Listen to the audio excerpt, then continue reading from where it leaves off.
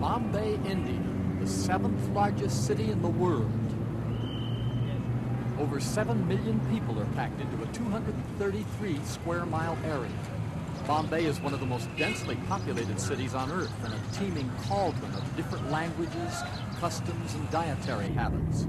Hindus don't eat beef, Muslims don't eat pork, and high-caste Hindus can only eat meals prepared by high-caste cooks.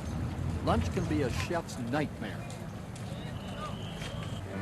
Take Mr. Jayaraman, for example. He likes spicy food, just like his wife makes.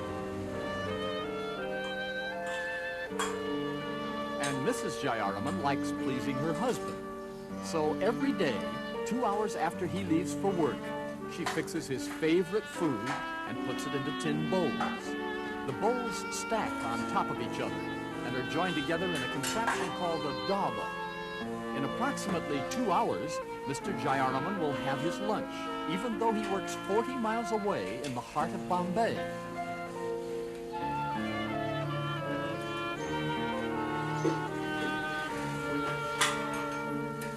Not only will Mr. Jayaraman have his lunch, but also a special message that will give him a lunchtime surprise. But how is he going to get it on time? Mrs. Jayaraman never has to leave her home. She just puts the dabba out and waits for the local Dabbawala.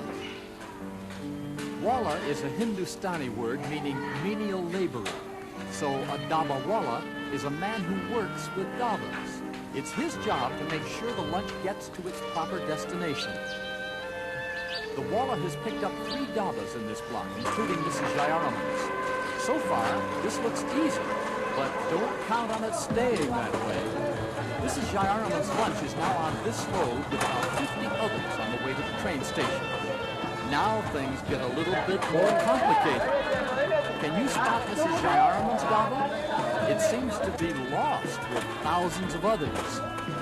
The dabba isn't really lost, but it must be sorted out from the others before it can be delivered to the right place. A code on each lid that uses colors and symbols tells where the lunch is to be delivered.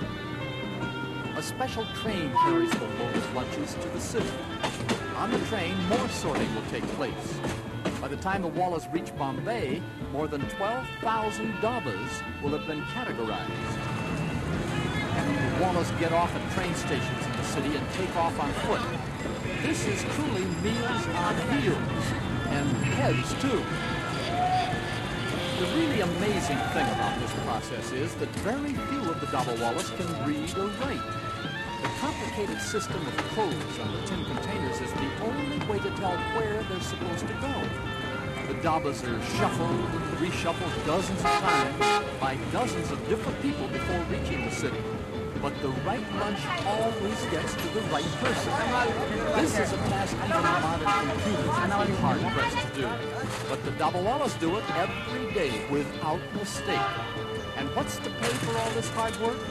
About $17 a month. But what about Mr. Jayaraman's lunch? Well, here it is, and how it got there only the Dabbawalas know for sure.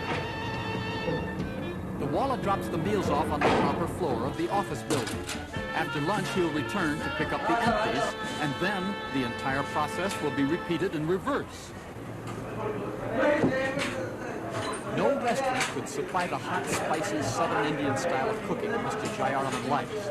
Only his wife can do that, and the only way he can get it is thanks to the Dabbawalas. And what do you think this personal service costs?